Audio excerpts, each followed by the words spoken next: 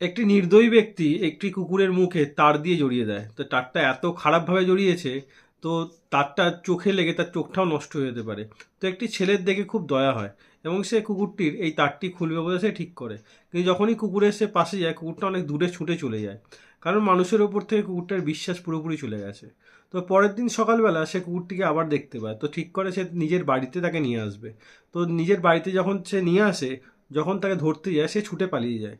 কিন্তু সন্ধেবেলা তার বন্ধুরা মিলে ঠিক করে যে এই কুকুরটিকে ধরেই ছাড়বে। তো ফাইনালি তারা জাল নিয়ে ঠিক করে কুকুরটিকে ধরবে, এবং বিকালের দিকে তাকে ধরতে না পারলেও সন্ধেবেলা কুকুরটিকে ধরে নেয়। কুকুরটিকে ধরে নেওয়ার পর কুকুরটিকে মুখে সেই নেটটা, মানে তারটা, লোহার রডটা খোলার চেষ্টা করে।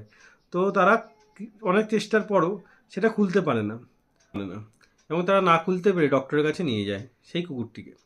এবং ডক্টর সেই তুলো দিয়ে আস্তে আস্তে ওয়াশ করার পর সেই তারটি খোলে। তারটি এরকমভাবেই বেঁধেছিল যে তারের জন্য তার মুখটা পুরো কেটে গেছিলো।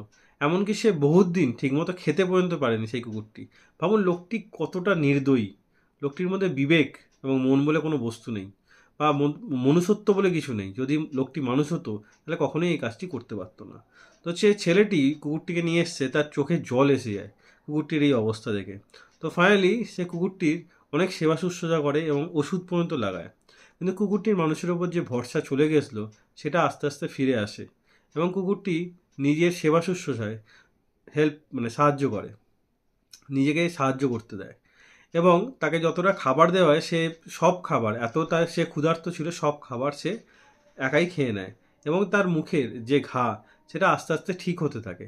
এবং তাকে ওষুধ দেওয়া হয় মুখের মধ্যে, সে সেটা রেসপন্স ঠিকঠাক করতে থাকে এবং মানুষের প্রতি তার বিশ্বাস আস্তে আস্তে ফিরতে থাকে। এবং তাকে যা খাবার দেওয়া হয় সে এক নিঃশ্বাসে সব খাবার খেয়ে নেয়।